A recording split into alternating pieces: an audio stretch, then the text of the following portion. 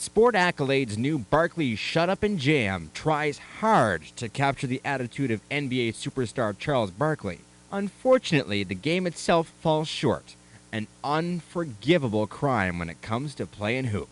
While the designers have come up with some entertaining graphics, they aren't enough to overcome the fact that the game itself is boring. Even the round mound of rebound would have to admit there's a lot more to playing basketball than dunking the ball. However, once you spend a little time on this game, it becomes a lengthy series of endless jams. Shut Up and Jam allows one player to play against the computer, 2 players to compete against each other or the computer, and 3 or 4 player options that allow 2-man teams. There are 16 different players available, and each one has a separate rating in 6 different categories: shooting 2s, shooting 3s, dunks, rebounding, steals, and speed. Single games, 5 or 7 game series, or full tournaments are the playing options. When you're in the one-player mode against the computer, one of the game's biggest flaws emerges. You have control of your own player, but the computer remains in control of your teammate even after you pass him the ball. You can have your teammate pass back to you, but otherwise, you just sit and hope the computer makes the right decision.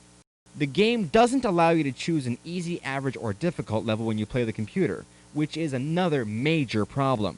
Once you've figured out that your opponents can't stop your dunks and you can't stop theirs, the game becomes very boring very quickly. Having trashed the competition element of Shut Up and Jam, it would be unfair not to note that the game's graphics are strong. You can select 8 different courts to play on, from a Watts schoolyard to the Brooklyn ghetto, and each of the players has a distinctive look, including the trademark bald head of Sir Charles himself. Also, each player has his own super dunk.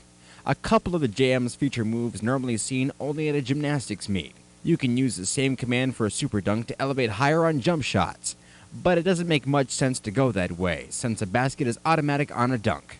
The effort put into the graphics gives the game an appealing look, but it's not enough to hide the fact that it's not a lot of fun to play. Charles Barkley may be one of the best players in the NBA, but his Shut Up and Jam is an extremely weak effort to capitalize on one of pro basketball's biggest stars.